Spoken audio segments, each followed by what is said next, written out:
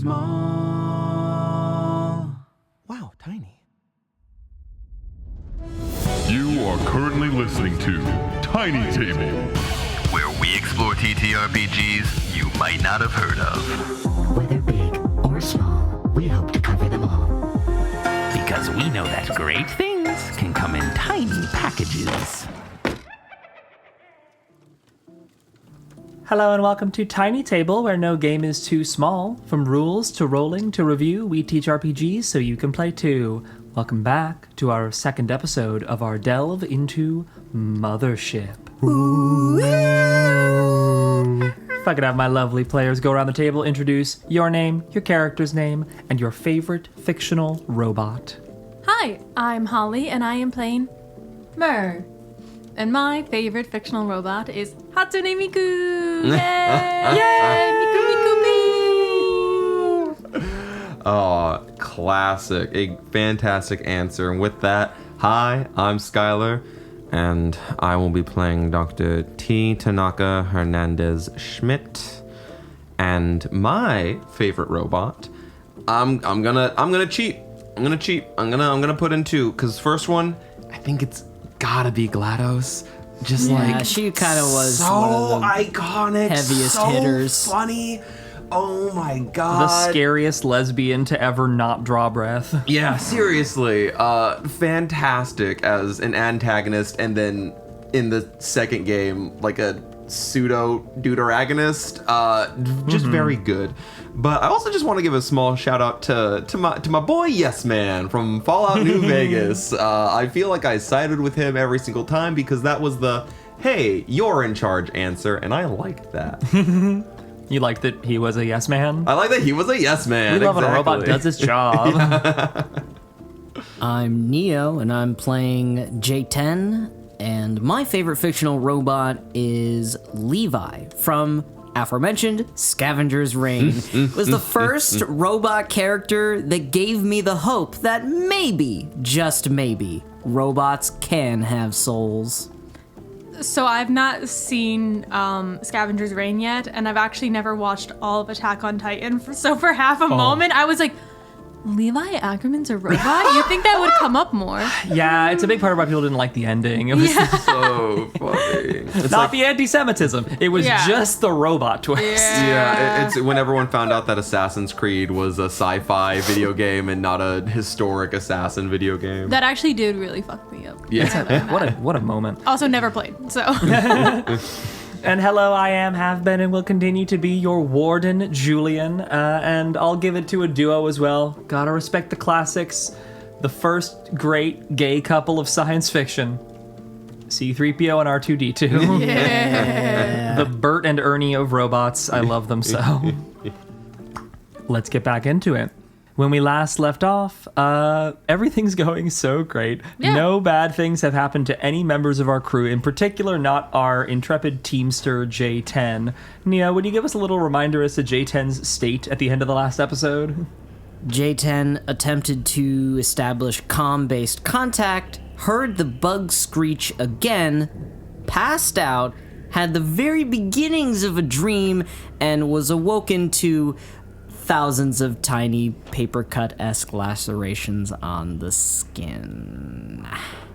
So, it's really great for me. Just really shit does be happening to Neo's characters. Neo doesn't get to play their own character half the time because they're already being possessed by some kind of bug or angel demon or whatever. Hey, with Here There Be Monsters, you opted into that intentionally. They said they were getting ahead of the curve. They're like, if I choose to be possessed, they can't get me. Your range is just so immense. Julian has to do it to you. I gotta rein you in. Gotta give me two different characters to play. All right.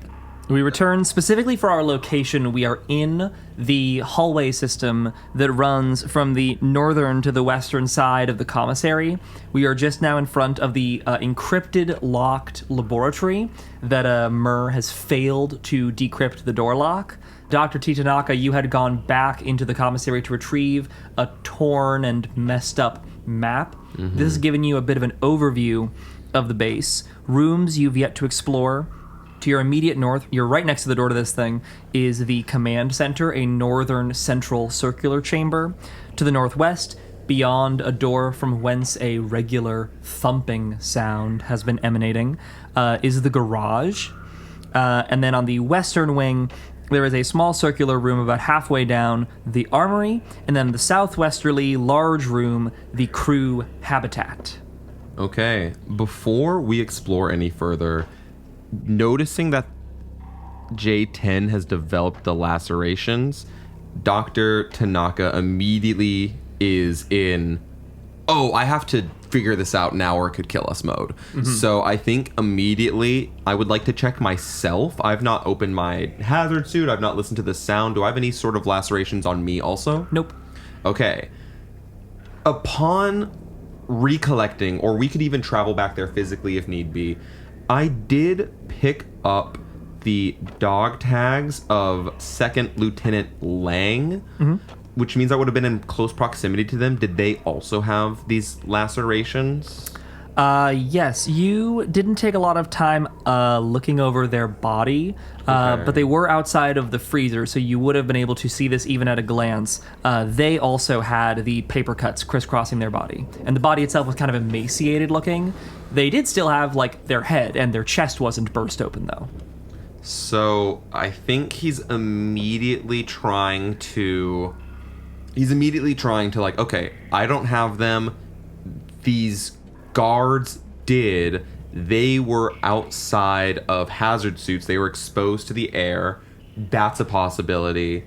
But also, they're soldiers. They're likely to try to use the intercoms to shout orders to one another. It's possible that this is some sort of somehow audio virus, but like that sounds preposterous. He's going through stuff and making some notes and does some light explaining of this to J10 in what is probably poor bedside manner. J10 coming to Dr. Tanaka up close in their business, like, what, is there something on my face?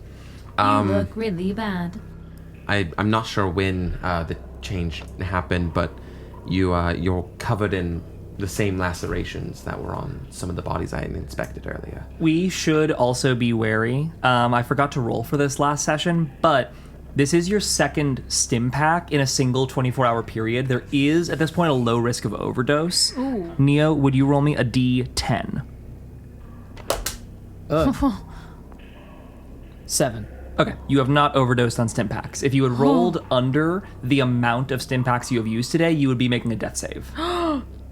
Yeah, so careful with repeat stim packs and usage. Doc, I think it's appropriate that you would have tried this. It wouldn't have been out of character for a doctor to try this.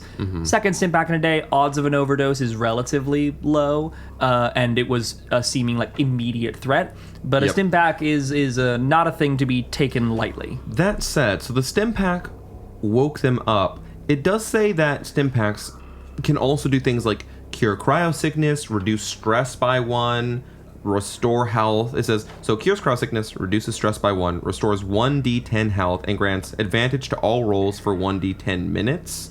Okay, so you'll have advantage for all rolls. Roll another d10, Neo. Wow. For the next minute, so if anything immediately fucked happens in the next minute, you've got advantage on your rolls. And will that reduce the stress by 1 as well? And your stress does go down by 1. Okay, amazing. Okay, I'm glad that I used that because you've also been accruing the most stress. Yeah, so you're down to 5. All right, beautiful. M.E.R is gonna look at their body and see, because they're not wearing a hazard suit, and see if there's any like scratches on them. Nope. M.E.R is okay.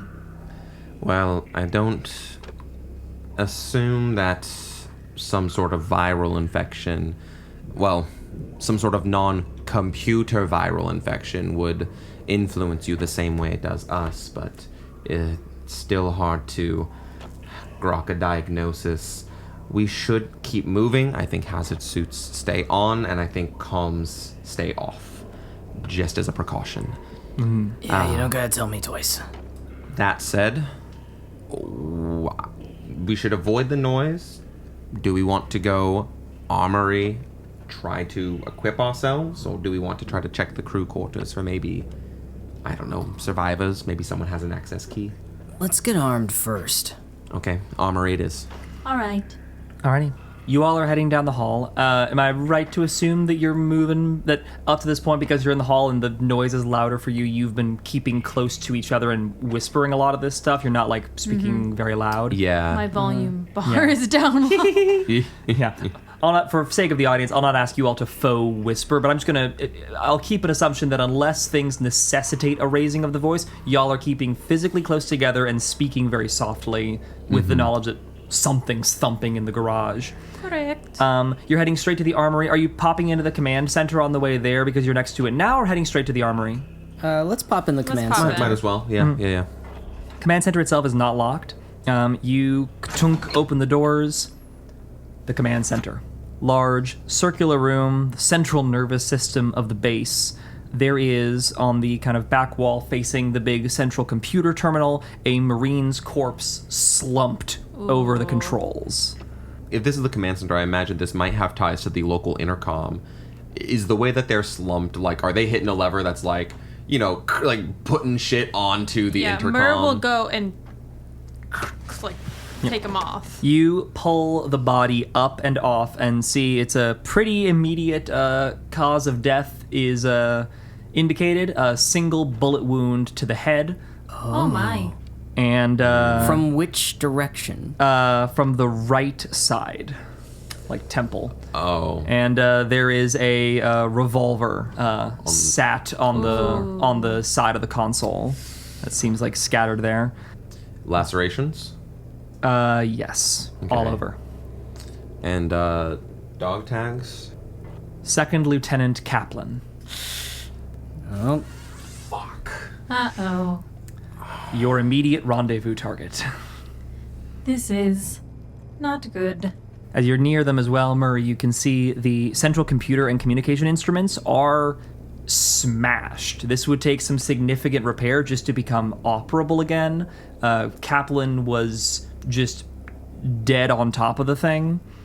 And in his other hand, as you pull him up, you hear the kind of flop of something to the floor falling out from his other hand as a small little, like, paper docket falls out of his left hand's grip. I'll read that. It is it is labeled SAMSA 6 org chart, and it's a list of all of the people on base with a little organizational hierarchy of like who answers to whom in the Marines, who is under whose care on the med and science and operations side of things.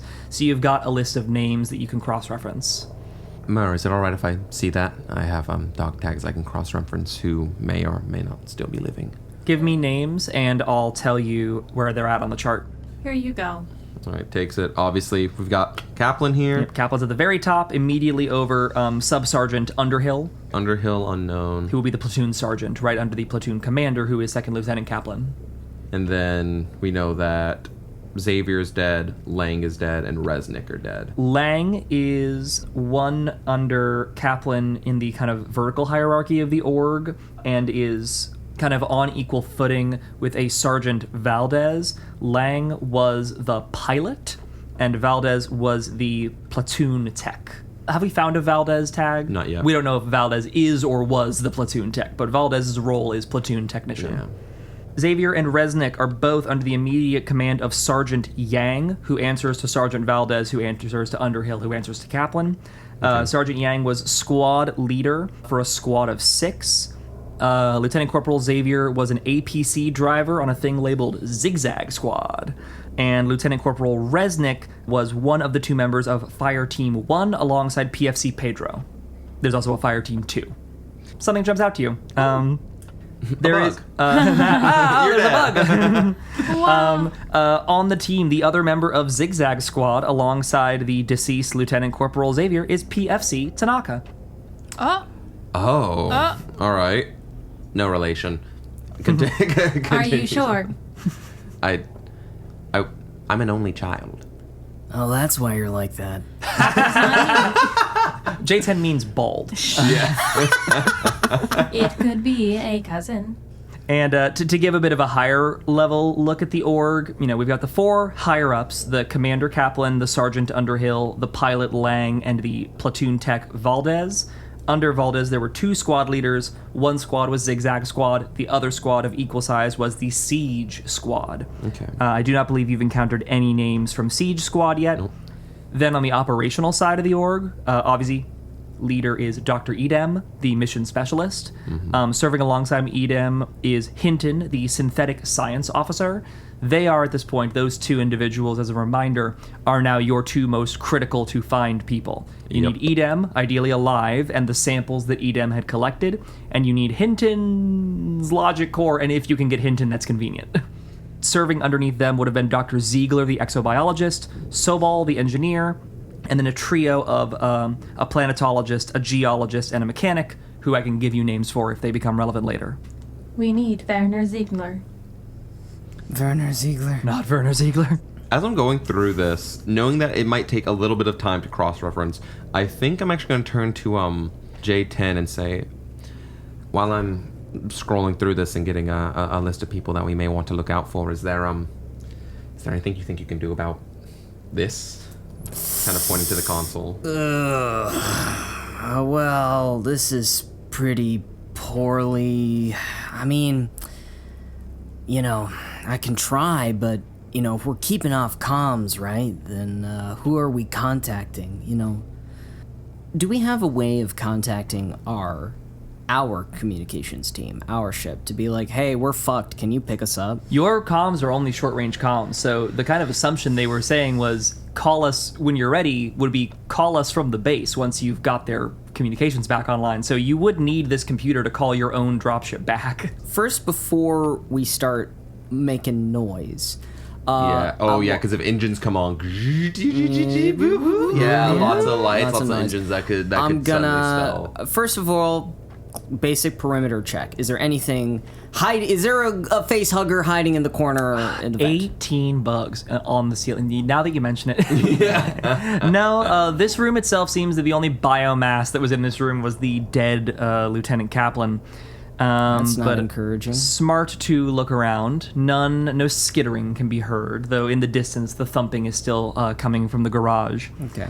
As for fixing up everything here, let's talk a little about what it would need to be done. Okay. There's a little element here. It says handling repairs. Repairs take time, knowledge, and tools. If you lack 2 out of the 3, it's going to need a check. Time, if you take the time to do it, you've got time. You're not under any immediate time pressure. Nothing's chasing you. Knowledge and tools. We've got tools. I have assorted tools and an electronic tool set, a full set of tools for doing detailed repair construction work on electronics. Okay, definitely applicable. And I have jury rigging.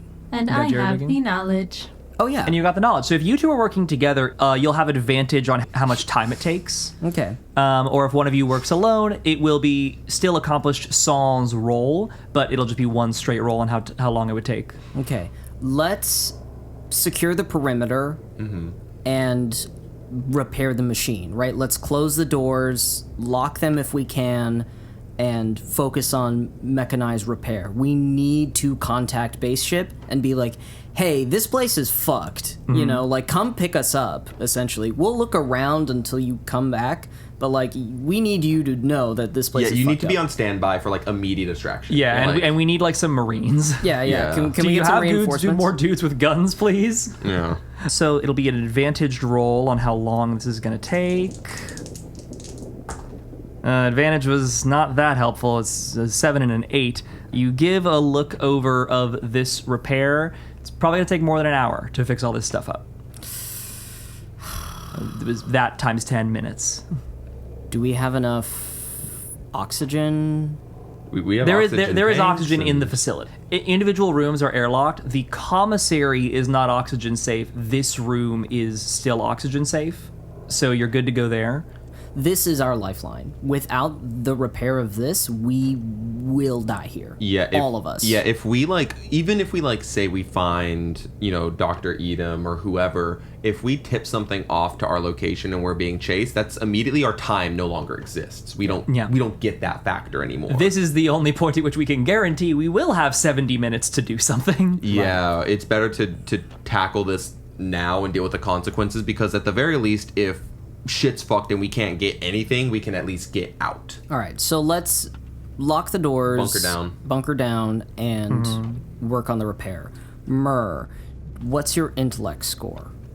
40.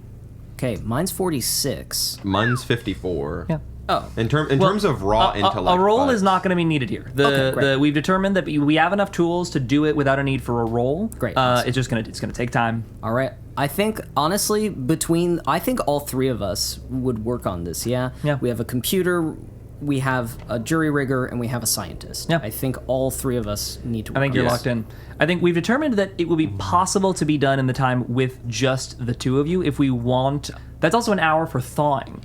So this could also be a time where our scientist follows up on some of the yet unidentified materials we have in the pantry. Could I quickly, quietly go grab those and bring them in here to thaw so we can lock down? Sure. Okay. I'm not going to split the party. Let's escort you. Okay. And let's all go together. Yeah. Okay. Smart. You all go together. That rhythmic thumping is continuing, unabated from the garage. Thankfully, the escort is quick. It's not physically very far away. You're walking less than 50 meters in total back and forth. So what all are we retrieving from the pantry? We are getting the thermos with the frozen liquid. Anything else? And there was the radiation treatment that was also frozen. Yes. And Yeah. while we're down here anyway, let's check the freezer and check Resnick, who is frozen inside. Yeah. Checking Yeah. Oh, yeah. Look for lacerations. Might as well while we're nearby. A closer look at the frozen body of Lieutenant Corporal Resnick. No lacerations on this one. Okay. But did die of freezing to death. Yeah, hypothermia. Yeah, hypothermia. Okay. That's Interesting. It's not, at the very least, not in the air.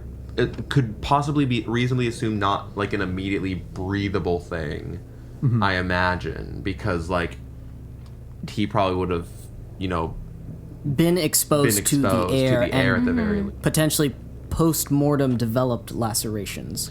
Yeah, so at the very least, it cuts down the likelihood that it is transmuted via like breathing or via the air down significantly. I think that makes it more likely that it's probably the audio intercom thing, which is still horrifying because what if that thing we hear IRL without the intercom?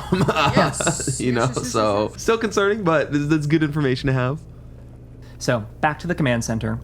You are able to notice, Doctor, that the liquid in the thermos is thawing quite quickly. It seems like it has a very low melt point. Okay.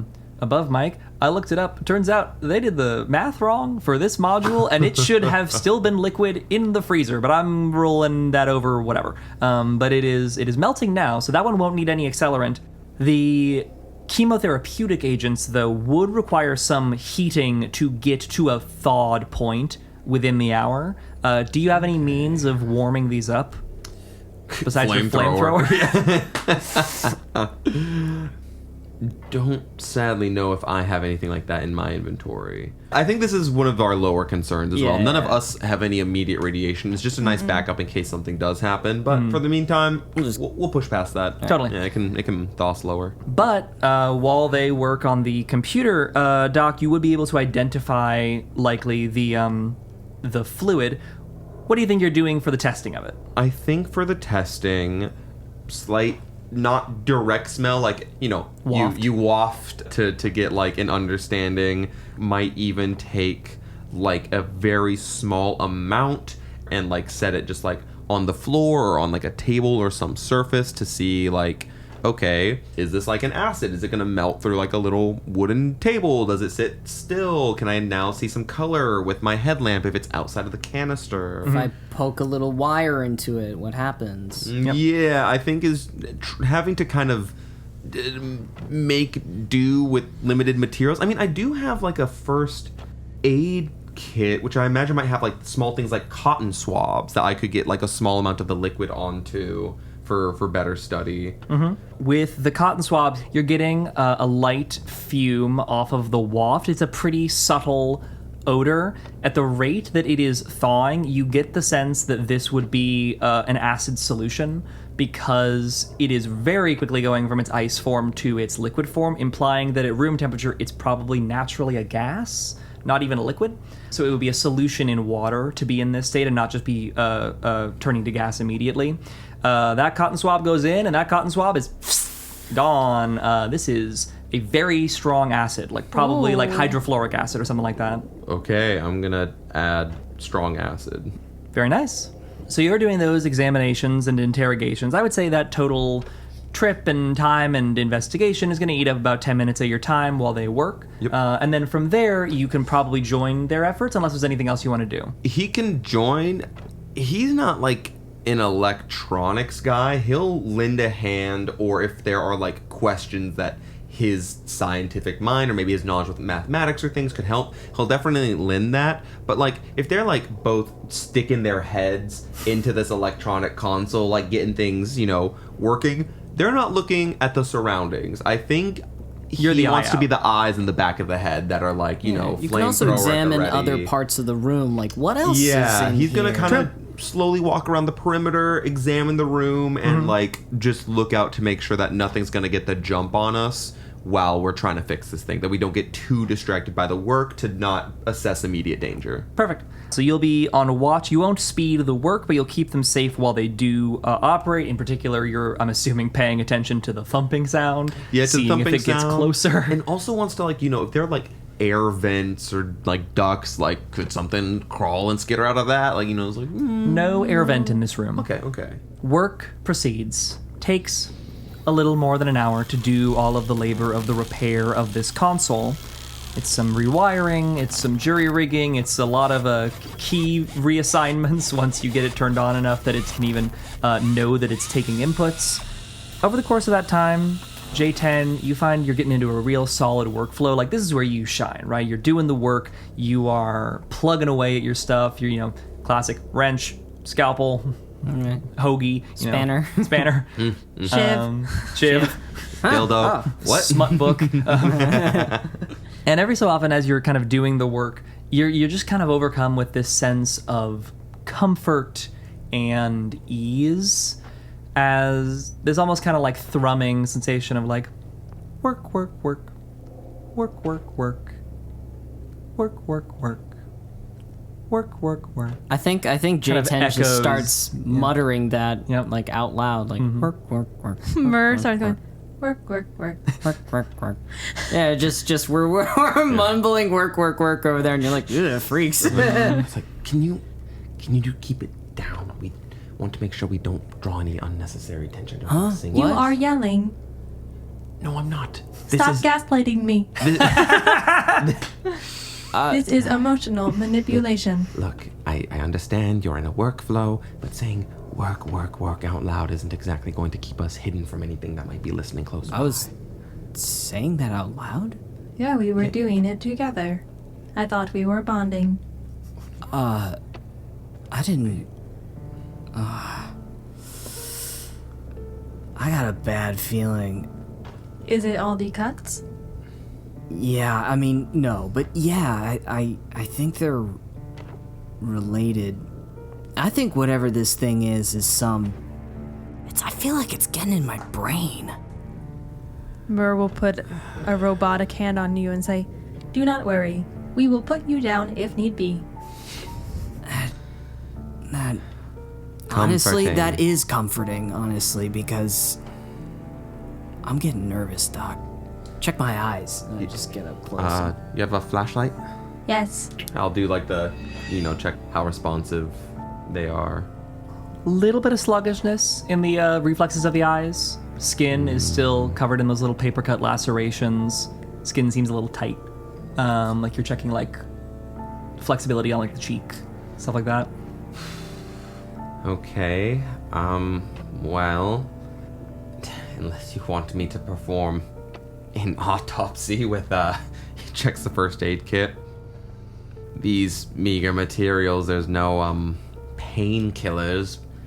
I could try to get in you safely, get a better understanding, but it's be kind of risky to do here. Yeah, we'll save it for the med bay. I'm just not gonna think about it too much, Easier to work. Yeah, it's easier to work. I'm just gonna focus on the work, Don't Don't worry about. That is a good idea. You wouldn't want to end up like Kaplan. Yeah, I think Kaplan was doing a little too much thinking. And, Not enough working. That's right. Work. Work. Work, work, Work. And after some work, it gets done. Isn't it so nice when you just get to work? Yeah. None of those complicating thoughts. Just some work. Work. It's about an hour later as the console hums back to power. This is a console that would still be maintained by the emergency power of the system. It was unoperational due to physical damage, not due to lack of power. When you need it, the means of communication are available to you. M.E.R is going to look in Kaplan's uniform for a key card. You do a little shuffling around in Kaplan's uniform. Kaplan has a key card on his person in the inner pocket. Amazing. Let's go to the armory and then head to the Labrador. To the what? M.E.R will point to the map that is cut off. Obviously, this would be Labrador. Because we are retrieving something. It's a laboratory. The bathroom? Why don't I want to get into a bathroom? That's what I am. God. I'm just kidding. I'm not that stupid. It is Labrador. So the comm thrums to life. Based on my process with the electronics, did I ascertain that from this room we could also get power back online? That would require work on the generator, which you can see from the power array matrix that displays under the systems operations menu is currently down. So the backup emergency generator is still operating, but the mainline generator is currently unoperational. And let me guess, it's close to where the thumping It's in the garage. It's on the roof of the garage. Great. Covered in water. Yep. All right. Well, I'm just gonna start like Well, let me be clear. Are you opening comms? Let's not open comms just yet. Let's try to find everyone. To activate this is to turn on the comms. You can be on the computer and not be turning on the comms, but if you want to communicate, that means turning on the comms. I can be on the computer? Yeah. You searched the systems operations menu earlier to see the power array. What else is on the computer? You've got a system ops menu where you can see the basic set of like a digital breaker box almost of what's on, what's off. I can't remotely turn anything on or off, can I? You need the generator to be powered back on to do so. Got it. I would also like to turn frequency of locked doors off to low, and then turn the offline mode to unlocked. Thank you. Yeah. Do you want to start an experiment in the laboratory? Yeah, absolutely. All right. Every second hallway, you add 1 to your allowance. Great, awesome. Wow. I'm guessing this is blueprints. Yeah. Yeah. Okay. God, that game is eating my brain. But yeah, so there's a system operations menu, which was what you navigated prior. There is the access configurations menu, which would show you like which key cards can affect which doors. There would be the roster catalog, which would have in it the like salary information and contact information for the various members of the team, as well as other probably essential info there that the company would maintain. I checked that immediately. I need to know if Dr. Eden's making more than me. You open that up and it asks for an admin password. Eden, these nuts. Haha. No, I don't like jokes. Really? I thought it was pretty good. M.E.R, why don't you try your hacky thingy? Try password. Actually, wait a minute. I try password. It is not password. I try swan song. It's not Swan Song. Damn. I will try my best. 0451. It is a minimum of 8 characters. I will try my best. Put that in twice. So before you start rolling, you are correct that it'll be a roll. This is like the keycard door before. This is an encrypted password, so it will require a roll to do. Same setup as before. Disadvantage by default. What can you add to this? I have hacking. I got computers. Yep, same exact roll configuration as it was for the door. Because disadvantage, it's a 96, but otherwise it would have been a 22. Oh, it would have been a crit success. Oh, what a shame. M.E.R starts freezing up and is like, I do not understand. This is what I was made for. and tears like Pixelated tears start coming down M.E.R's pixel face. Why can't I do this? Please add some additional stress. That's going to be 6. So that's going to be 3 more points stress. of stress. Yeesh. Very stressful to learn that your main function is non-functional. That firmware update was no good. We have to get into the Labrador. We're not going to be able to get into the Labrador. I'm sure we got the key card. Can I check? Does the key card access directory have a is that password locked as well? It is not. Okay, great. You can view the directory, and then there is an edit directory button at the bottom. That is password locked. So you can't change the directory without the admin password, but it is public knowledge who has access to which doors. The Kaplan key card is rated as 2nd tier clearance. It has access to everything but the laboratory. I'm gonna guess. Edam's key card is the laboratory entrance. Any of the sergeants, so Sergeants Valdez, Yang, and Ibarra, all of their key cards are 3rd tier access. 2nd tier ain't bad. Yeah, so Kaplan's quarters are locked by his key card, and he can get into everything else except for the lab. Any of the key cards for the other sergeants would have been able to get into the Marine enlisted barracks, the armory. So Kaplan's can get into anything that any of the sergeants can get into. So you've got armory access, you've got all the barrack access. Who has lab access aside? Edam, I'm assuming, but does anyone else? Edam and Hinton. Okay, only 2. So keep your eyes out for. Well, we're looking for them. So Yep. Great. Armory. Armor it is. Look, if this thing is auditory, it's very likely that whatever happened to me. I mean, if you. Let's say, we could take that risk, you tap in, you're gonna get lacerated, you're gonna get connected into this, what I'll call brain weirdness, hive mind. Anyway, so I think we should only operate this when we're getting ready to leave. And, we'll deal with that when we get to that.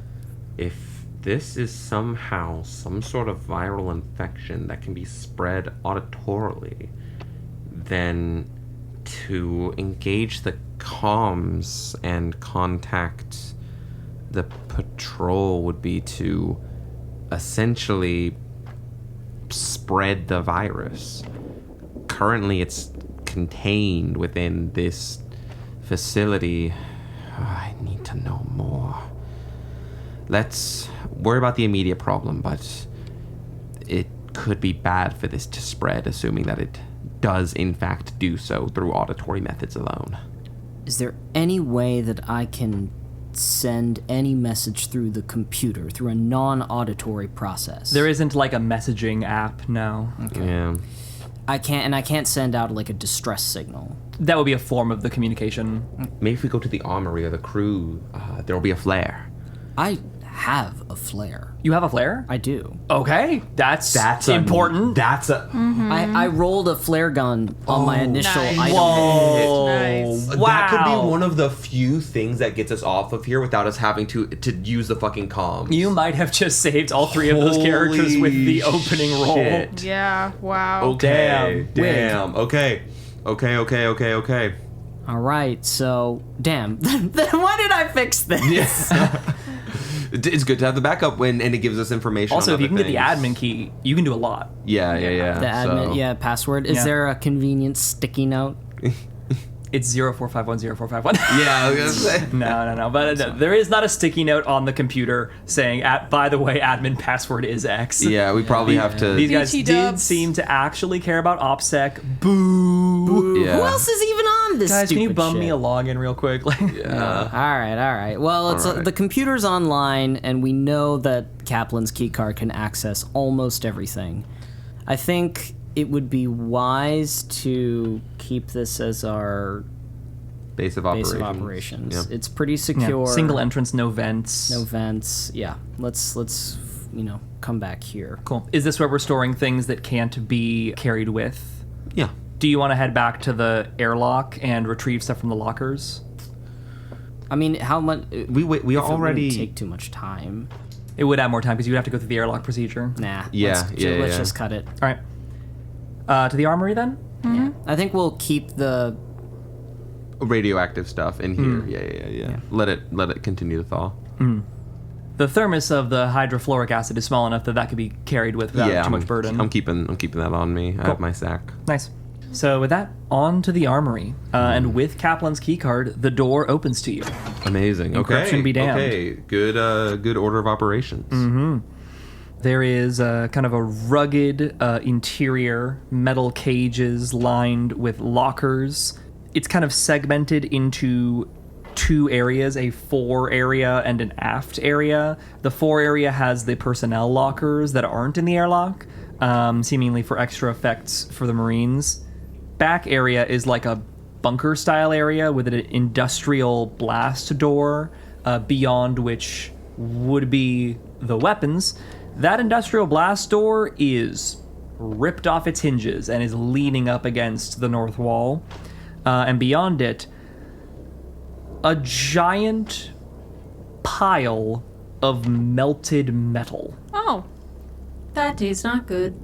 Quick perim check, no bugs. Not here. Okay.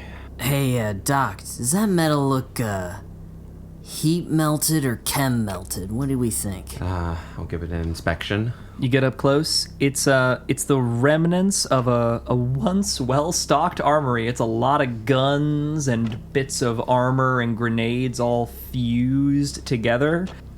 You'd need to get it into a lab to really study it under a microscope, but they're like stuck into each other and kind of deformed. Could have been heat, could have been chemical, but they're messed up in a way that makes them not only fused but like inoperable. Can I put just a small drop of the acidic solution onto this and see like if there's any sort of reaction? You notice that the solution, as it trickles in, burns different parts of the structure at different rates. The metal of the guns themselves is melting. The points of connection between the guns are melting faster. Which might indicate chemical. Might indicate that it's a chemical connection. It wasn't just like generically like heated up and melted. Okay. They got like fused in some chemical manner. Okay. And the points of those adhesion are chemically distinct from just the metals. Okay. It would have to go to a lab to get further inspected, but based on the rate at which it is melting when coming into contact with an acidic solution, more likely to be chemical due to the deviations between the welded points and the non-welded points. But still hard to say. It could be some sort of solution that maybe these insects are able to produce.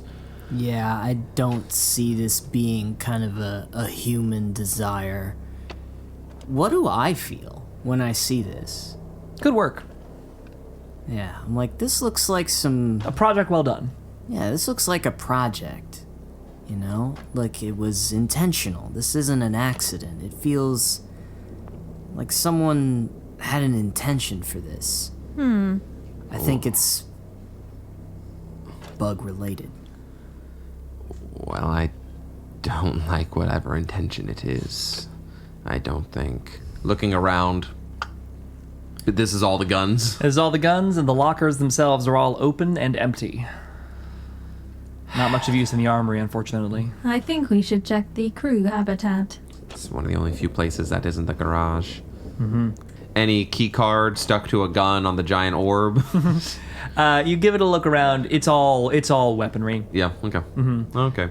You do find, as you look around it, it's like, okay, the mechanisms of the guns here, probably not operable. There are a couple, if you like kind of head around to the back, there's a few points on this where there are grenades where the pin head, the lever of the grenade, is exterior enough that it isn't like melted in any way. So possible that some elements of this could still be blown up. It's huge, so like you wouldn't really be able to bring it out of the room. It's a bigger mass than the door you can bring it through, but if we had to run through here, we're being chased, I could pull a pin and maybe it'll explode on the thing chasing us. And probably blow up all the other grenades too. So this thing Yeah. could be a really big bomb. Yeah, J10 is sort of like, yeah, be really careful, Doc. This... honestly, I think we should get out of here. This thing could pop any second. If we need to blow up the whole base and everything in it, here's a last resort kind of place, you know? God, this has so much firepower in it. This is kind of scary. I'm getting out of here. You head on out. J10 leads the way, followed closely by M.E.R, with Doc in the rear, heading south down the hall to the crew habitat. Adjacent to that crew habitat door facing southward, there is a westerly door, a door that, with your kind of spatial reasoning, you know, is the door barricaded by the furniture back in the commissary. And on the door of the crew habitat, there is a graffiti saying, in all caps, "Comms off," sprayed on the door. Yeah, that would have been nice to see earlier, huh? All right. Well, at the very least, they figured it out. M.E.R's gonna ruffle through everything, trying to look for access codes and passwords. Yeah, are we able to get in? This one just opens. Oh, sweet. Yeah, Cool. Not a locked door. It's the bedroom. Oh, great. There are interior locked doors in this larger space as you enter into a kind of subdivided chamber, big, little larger than the commissary in terms of total size. Divided into 6 sections. There's like a group shower toilet near the door. A little further south, there is a big kind of set of bunks and barracks for the Marines. These are labeled. They're like you can see on the doors. There's like little labels next to the Marine enlisted barracks. South of that, the Marine officer barracks. That one, the door is locked. And then on the opposite side, there is the research team barracks, unlocked door, and then Second Lieutenant Kaplan's quarters and Dr. Edam's quarters. I mean, might as well take the key card into Kaplan's quarters. Yep. You will have keycard access to everything here but Dr. Edam's quarters with Kaplan's keycard. Okay. I'm gonna give just a knock on Edam's quarters. Hello? Dr. Edam, it is M.E.R. No response. Alright. Worth a shot. Where are we heading first? We got the showers, we got the Marine barracks, we got the research team barracks, we got the Marine officer barracks, and we got Kaplan's quarters. Let's do Kaplan's quarters. Popping inside, it's a tidy room. There's a desk inside. It's got a photograph of Kaplan and his husband and 2 small children, and SAMHSA 6 planetary survey on the desk. And then there is a drawer with a little secondary keycard lock on it. Guessing the key card still works. Click. Opening up, there is a revolver inside, and there are 12 bullets, so 6 in the revolver, 6 more, a secondary chamber, I suppose. Another 6, a loader for 6 for the chamber. M.E.R will grab that. A small little computer device, battery operated, so functional, that has a little antenna on it. I'll take it. Taking it up, it seems like it has kind of like a motion-based screen that turns on. You get a kind of scan of a little 3D map appears on the display showing what looks to be a topographical scan of the planet area. There's a little label for Greta Base, the base you're currently in. Further north from Greta Base, you see a label on Heron Station. And then further north from Heron Station, up in kind of a more mountainous region, there's a little blinking dot labeled Hinton. Oh, so my Hinton's off base. Hinton is off base, off of both bases. Hinton is in the mountains. Oh my god. Okay. Yeah, I didn't even consider that they would, whoever survived, maybe evacuated this place. We might need to head to Heron Station and definitely to the mountain. Fuck. Okay. Cause Hinton's body would have the fucking access card for the lab. And what we're supposed to retrieve, its logic core. Yeah. Okay. I think we are going on an expedition. Time to put the E in M.E.R. Yeah, I guess That's so cute. Let's also take a sweep of this place before. I think we should. My hope is that we can head into the garage, commandeer a vehicle, and then check out Heron Station, and if not further, the mountains. I think we should also just literally kind of talk to the door of the laboratory and be like, hey. Hey, by the way, Edam, if you're in there, can you let us in? And like, let's get the fuck out. Yeah. Yeah, might as well. Might as well. So you said we're doing a sweep of the remaining rooms we have access to? Yeah. Yes. Look for journals and things as well. For sake of podcast speed, I'll do a little summarizing here. There aren't any immediate threats in this room, so I'll give you some top level overviews of what you find in the various areas. I'm assuming you're being thorough with your search. Yeah. Anything Yeah. helpful. Obviously, if anyone's alive, I'll tell you. Yeah. Group showers and toilets. It's a shower. It's a toilet.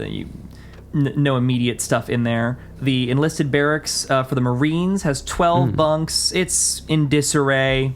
There's lewd posters, BO smells. Taking kind of a look around, these barracks areas can be relatively productive in terms of items found, so I'll give you a percentage of items based on how thorough you are in terms of time. So give me a number of, minutes you'd be willing to dedicate to each area. 5. 5 minutes per zone? Yeah, I mean, we gotta move. Hinton's on the mountain, and if there's no bodies or anything specific... Yeah, I think with 5 minutes of searching, you'll find about half of what's in each room in terms of total goods. That makes sense. So what you find from the Marine enlisted barracks? You find a packet. You find a full package. 8 packs of Richter Blue cigarettes, and you find a small journal. Perfect. Yeah. Journal is what I'm looking for. I'm gonna. Maybe you're reading through that while they continue the search. Yep. Details a relationship between HM3 Brookman and Corporal Ivanovich. For frame of reference, because you can cross-reference off the mission org chart, Brookman is the immediate underling and partner with Ivanovich on Siege Squad. Ivanovich is an APC driver. Brookman is the platoon medic for Siege Squad. All right. Seems like they got a little thing going on. I mean, good for them. If I flip to the last page, is it for any survivors? Unfortunately not. Journaling was not high priority when this got left behind. Yeah, makes sense. All right. I'll take those cigarettes, though. Nice. Yoink. In the research team barracks, a similarly thorough search, you find across the 5 bunks a little baggie of weed under one of the pillows, and the big obvious one on the 4th bunk, there is an anime body pillow Yoink. from Meido Taisen no Densetsu. Wow. I love this module. So funny. So we got the jock corner and the nerd corner. Hell yeah. Yeah, Jack Corner got nudie posters. Nudie posters and cigarettes. Nerd corner's got weed and anime body pillows. Wow. The year is 22XX and nothing has changed. I'll snag the weed and the cigarettes. I'll leave the body pillow. She's kind of overrated. Hiname was best girl. Anyway.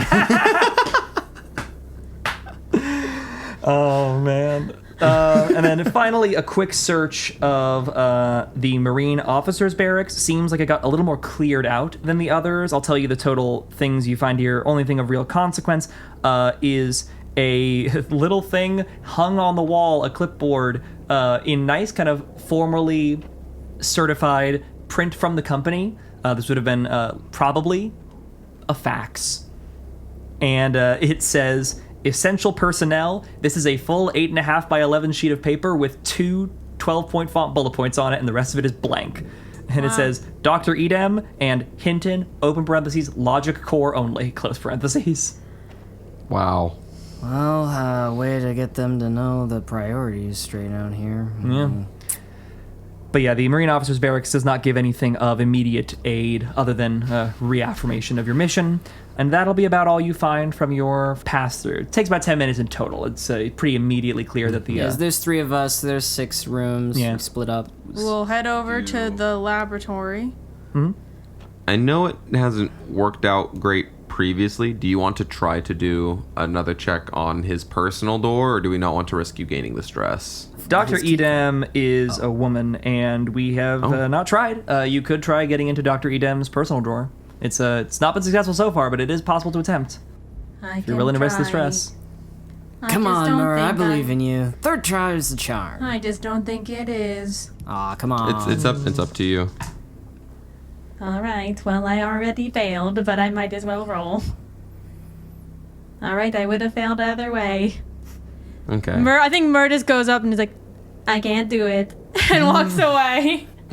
Let's just go to the laboratory and try to find her. Alrighty.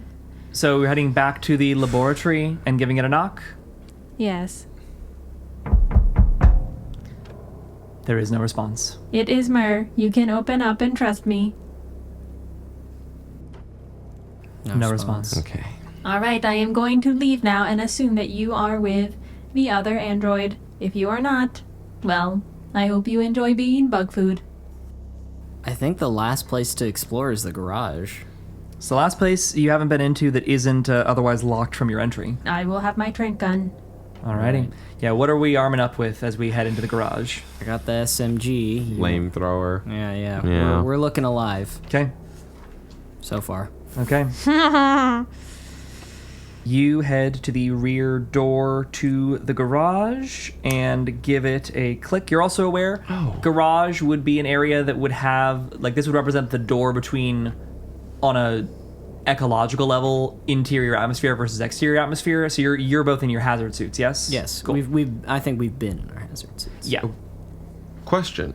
Do we want to try to go into the garage via this entrance on the inside, or do we want to go out to the main entrance and follow the tracks that lead around, likely to the garage? Weren't they bug tracks? Or No, they were tread tracks. They're tread tracks. Okay, like okay. from a It was vehicle. just the APC has gone to the front door and it's gone to the garage. We don't know if the garage door is open or closed right fair. now, and there might be stuff in there that's useful. Okay. All right. So, into the garage. Yeah. Yeah. Oxygen reserves in active use as you re-enter the more toxic external atmosphere. The door opens with a thump. Inside the garage, on one side is an armored personnel carrier. On the other side, a gigantic dirt hole. Oh no. All right, go. The thumping sound becomes a little clearer. There's something or someone in the hole, and every couple of seconds you see a fling of dirt land up on the surface. The hole is being dug. I think J10 is gonna see that, maybe sort of like half step toward the hole, and then like shakes to and is like signals like a let's kill this, like let's get the fuck out of here. We gotta go on foot. No, I think M.E.R is like tries to signal like let's just go in quick. And get into the Car. That's the quickest way to get away. Is the garage door, as it were, open? Currently closed. we need to open the garage. And do we need keys for these vehicles? Another good question. We'd Yeah, probably we have to key hotwire. card, and then we have the hotwire. To give a little more detail for the interior of the room, just so you know all that's in here. Giant hole, APC on the other wall. There is like a power line from the ceiling that is severed, and one side is still kind of upright in its rigging. The other side is hanging down and trails down into that hole. There's a tool bench against one of the walls, and several large barrels of fuel underneath an air vent, and an seemingly offline generator, not currently running. Kind of using M.E.R's knowledge of bases, how these cars work, all that stuff. Does the power line being cut mean that the garage door can't open up? What do I know about these cars? Like, what does M.E.R know about the situation to assess the risks? The garage door would require power to operate. Okay. Based on what you've seen, the base does currently have its emergency power operational. This is one of the two airlocked areas, and the other airlock was still electronically operational. The question is whether this power line specifically is like the one means of connection of power to the garage door, or if its mode of power is still active. You'd need to head further into the room and do some more in-depth investigation to find that out. That one's kind of a coin flip's chance, but in theory, if that power line isn't the sole point of failure for it, this should be currently being powered by the emergency generator. As for the car, the doors of it are currently closed. It has like a physical, like turnkey style lock visible from the exterior, and presumably it's the same lock that would be the ignition key. I just think the thing that is in that hole is Zanboog. I don't think it's a person, and I think we need to leave on foot. I don't know how we would open the garage door, and I don't know if we can kill this thing. It's really strong. It killed everybody. I think we should seek access elsewhere. Plus, we don't even have car keys. I would have to jury rig it, and under duress. Yeah, there's, I think, more that could go wrong than that could go right. Looking at the amount of dirt that's been dug... Well, yeah, there's no... Wait, you said, like, a thing or a person? A person would have to be digging through metal and concrete to make a hole in the earth, right? Like, they'd have to be digging through the metal of the floor. So the garage seems to have been, based on its construction, it was earthen floor. It wasn't, like, tile. So the whole garage is dirt. Okay. This is exterior atmosphere. Think of it like outdoor dining, right? Okay. You have walls around you, but you're not in an airtight, floor-tight space anymore. Got you. And can I tell by the size of the lumps of dirt hitting the thing, is that like a shovel amount of dirt, or is that like about a human-size amount is being flung with each fling? That's like a shovel amount. Oh, how quickly do the doors open and close? The doors here are airlock doors, so they are kind of slow to open and close. They are open currently. They were open when we... No, you opened them. Right. And it didn't react to that sound? To the sound of big airlock doors? Seemingly no. Whatever's down there is pretty focused. I do have a trank pistol if we need, which can knock someone unconscious for 1d10 rounds. Yeah, if that trank is pierceable. We could do the classic throw a rock. Yeah, my thought is there like...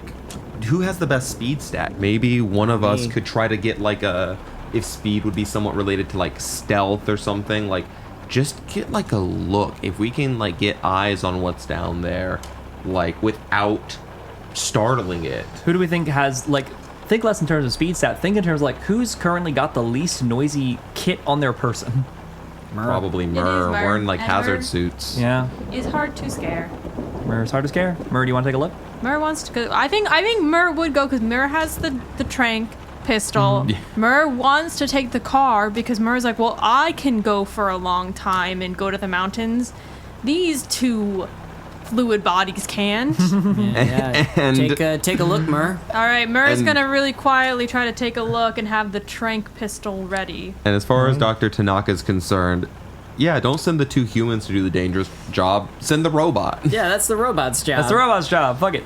I am M.E.R. You very slowly inch your way closer to the edge of the hole, look down inside, and see standing in a puddle of water, a Marine with a shovel is digging relentlessly, just like eyes down on the ground, shoveling and hucking dirt up out of the ground. Are you okay? No response. I hear M.E.R. say that. I think Tanaka just like looks at M.E.R., looks at J10. Work. Work. And as you say that, J10, could I have a sanity save, please? You know what? I'm gonna switch to the app to roll for me. I'm sick of my dice. I'm sick of it. Anything you think could aid you, give you situational advantage in this situation? There's a reverberating feeling when Dr. Tanaka says work. I'll show you some really funny generative art. Can that help? Can I look into... I don't think that M.E.R. would know that this is happening. So unfortunately, no. But I love the idea of it. J10 is going to flood their mind with the lyrics to Weird Al's Hardware Store. To try and like just mentally like create like mental noise. All right. To focus on, and perhaps like create like just like a mental distraction. You're trying to flood your own brain. Yeah. Are you doing it purely mentally, or are you making noise doing this? I'm just muttering, Yeah, you can get advantage if you are saying them out loud. Okay, I'll say them out loud. And I was gonna build a shop where we can build my bolts and screws. Since then, I've been walking on air. I can brush my teeth or comb my hair because I'm so excited and I really don't care. I've been waiting since last June, and just going through like all of the hardware store lyrics. They got Allen wrenches, durable feeders, toilet seats, electric heaters, traction compactors, juice compactors, shower rosin, water meters, walkie-talkies, copper wires, safety goggles, radio towers, BB pellets, rubber pellets, fires and humidifiers. Roll. With advantage. Oh right, because I'm rolling on the sheet because I'm not using my dice. Because I'm okay. Sanity. Sanity with advantage. With advantage. Roll. Hey, failure. Still a failure. As hard as you try, you are singing this song, but eventually you are still singing the song on your rhythm, but the word "work" is the only word that's coming out of your mouth. As you say it, and you start to walk your way forward into the hole, sidle up to the edge, and start to slide your way down. You're looking to help. It's up to you to save me. J10's gone. Nah. M.E.R is going to take out their paracord and wrap it and tie it around your waist and kind of start pulling you out and say, The work is over here. Okay, so you're trying to break J10 out of it with your words and with a little restraint. yes. M.E.R will go, Work. and kind of like bringing J10's hands over to. As soon as you say that, Dr. Tanaka is going to be like, we can't repeat that. That's the trigger. No more saying that series. The W word. Yeah. Neo, you should add 1d5 stress for the failure for a save. It auto adds that on the companion app. I need to add stress from when I failed before. Yes. 4. That's 4. 2, 1. All right, so 1, so just 1 more than it already did. Yeah, that brings you up to 7. M.E.R, you wrap the paracord binding around J10 as they try to move down.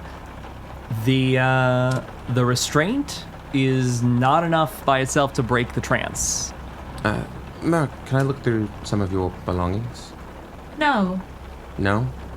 What do you want? I can give it to you. M.E.R is a primate android. Okay.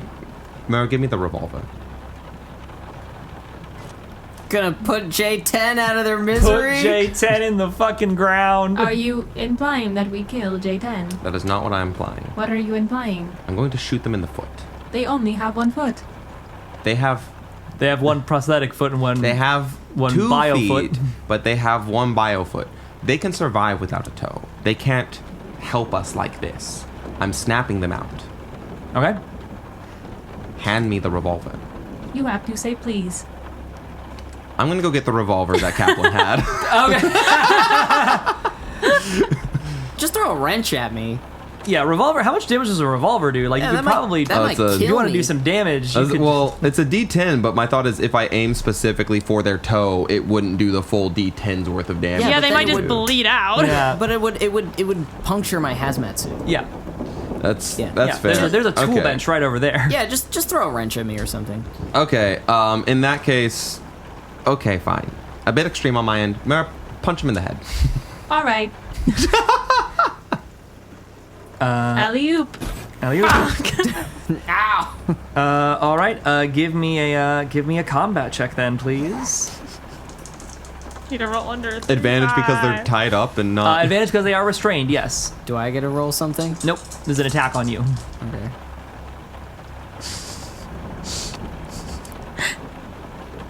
Does not go to fail.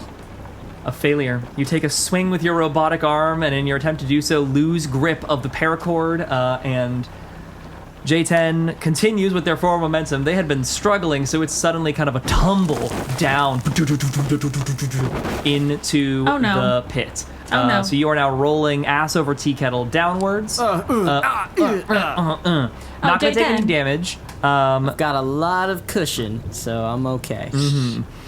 This one's purely on luck, so I am just gonna roll the d20 This is whether or not J10 physically like falls into the Marine who's in the ditch or lands like next to them in the puddle. I'm just coin flipping it. 11 or higher, it's I don't know fine. what I want. 10 or lower, it's a slam. 8. J10's body hurtles downwards. Ba-boom, ba-boom, ba-boom, ba-boom, ba-boom. The nice thing is, you do get snapped out of the immediate trance by just the surprise of the fall as you slam your body into the body of the Marine. And Is this Marine wearing a hazmat suit, or are they, like, nude? the Marine seems to be wearing more just kind of like standard clothes, not even in their fatigues. You see out of the corner of your eye with the flashlight falling upon them, the fatigues have been removed, save for like the undershirt and the pants, and a bandolier of grenades is still like around the Marine's shoulder.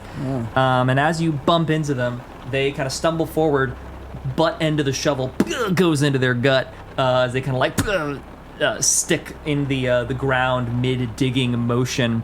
And as they take that impact, they don't turn their head around to see you. Their head falls off, hinges backwards, held on by only a thin strip of skin, as the inverted head looks down at you, and up from the base of the neck bursts 7-foot-long crab legs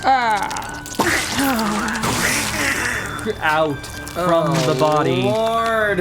As many long insectoid limbs find their way out from their birthing place. 1,000 little paper cuts are no longer this Marine's primary concern, nor is digging the hole, as the carcinid bursts forth. And we'll see the outcome of this on the next and final episode of Mothership. Oh, man. Work, work, work, work, work, work, work, work, work, work, work, work, work.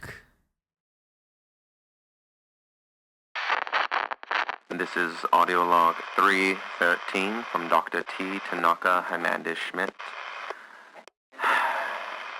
I understand the motives behind the company sending a small team. This is a surgery. This is meant to be precise and accurate. Who are you talking to? This is an audio log. This is, in case something were to happen, we need to accurately document our recordings and findings. Do you think the company would care? That's, someone might care. This is how we save lives. I should hope somebody cares. I'm a very esteemed scientist. I should hope somebody cares. I'm here. I am M.E.R. No one like of my level of import would be sent on a junker mission to die. Right? Right? Right? First time. First time. First time. That is what they used to call cringe. Before cringe was made illegal. That's right. ROFL. Receiving orders for laughter. Oh, we're gonna have a great time. Okay. Hi, and thank you for listening to our podcast. If you enjoyed this episode, then we'd really appreciate if you left us a review. If you really like what we do here and want to support us further, you can join us at patreon.com/tinytablepodcast. Our business email is also open for inquiries at tinytablebusiness@gmail.com, and all of our socials can be found in the episode description for any shenanigans you might want to follow. Till next time, see ya!